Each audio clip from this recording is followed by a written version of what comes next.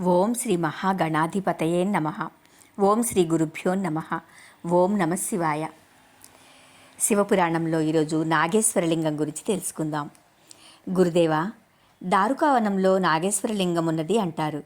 దాని వివరాలు తెలియచేయండి అని అడిగాడు కృష్ణశర్మ.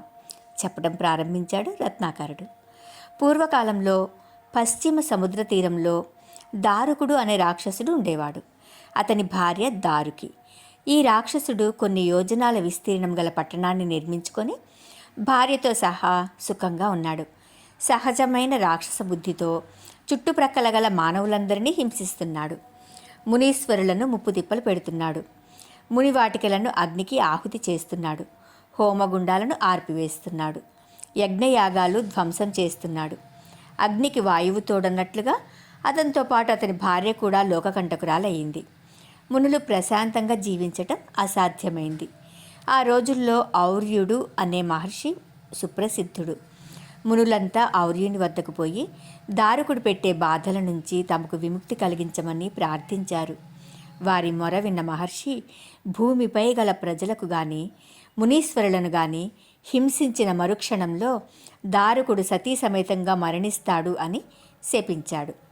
ఈ విషయం దారుకుడికి తెలిసిపోయింది. అప్పుడు ఆ రాక్షసుడు తన తపశక్తితో సముద్రం మీద పట్టణం నిర్మించుకొని అక్కడ ఉంటూ సముద్రయానం చేసే వారిని పట్టి పీడించసాగాడు. ఒకనాడు సముద్రం మీద ఒక ఓడ పోతుంది.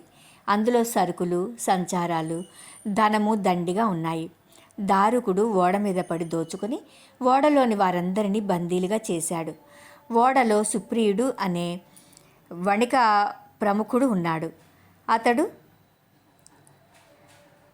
గొప్ప శివభక్తుడు, సదాచార సంపన్నుడు, పరమ నిష్ఠాగరిష్ఠుడు.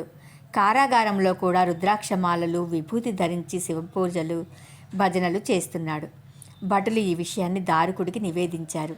శివపూజలు, భజనలు చేసేవారిని తీవ్రంగా హింసించారు. అందరూ పూజలు, భజనలు మానేశారు. సుప్రియుడు మాత్రం మానలేదు. అతన్ని ఒక చిన్న ఖైదులోకి మార్పించాడు దారుకుడు. ఇతని దగ్గర పూజా సామాగ్రి లేకుండా చేశారు. అయినా సరే సుప్రియుడు భజనలు చేస్తున్నాడు. ఒకరోజు రాక్షసుడు సుప్రియుని వద్దకు వచ్చి, ఓరి, ఖైదు చేసినా నీ బుద్ధి మారలేదు. నీకు మరణశిక్ష విధిస్తే గాని ఈ పూజలు మానవా అన్నాడు. దానికి సుప్రియుడు, దానవేశ్వర, జీవికి స్వేచ్ఛ స్వాతంత్రము ఎక్కడివి? తల్లి గర్భమే ఒక నరకము. అది కారాగారము కన్నా భయంకరమైనది. ఆ తరువాత ఈ భూమండలమే చెరసాల. అహంకార మమకారాలే సంకెళ్ళు. నువ్వు మమ్మల్ని పెద్ద ఖైదు నుంచి చిన్న ఖైదుకు మార్చగలవు, అంతేగాని ఇంకేం చేయగలవు అన్నాడు. దాంతో దానవుడి కోపం కట్టలు తెంచుకుని సుప్రియుడిని చంపపోయాడు.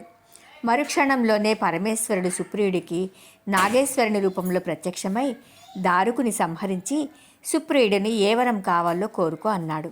దానికి సుప్రియుడు, దేవదేవా, ఈ దారుకావనంలో జ్యోతిర్లింగమై ఉండి ప్రజలను రక్షించవలసినది అని అడిగాడు.